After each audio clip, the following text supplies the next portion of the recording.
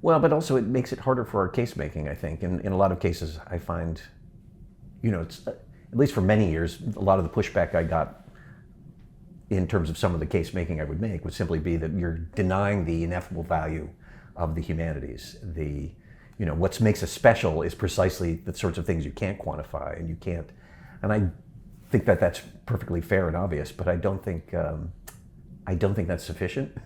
And I think the idea that we can't make a both and kind of argument for the humanities, I think, is a mistake. And so, to the extent people keep wanting to shut down half the conversation because they want to make the conversation on these grounds that I think do lend themselves to more of a sense of elitism, is definitely one of the challenges. We did this survey of the public about 2019, so just before the pandemic, and one of the things we found was we couldn't go directly to people and ask them about the humanities, and so we had to shape the survey in a way that walked them through a variety of engagements with different types of humanistic activity that we consider the humanities, and then lead them to a question where we would say, what we've just asked you about, people call the humanities, and so now we want to ask you some questions, which are often associated with, English, history, philosophy, the languages,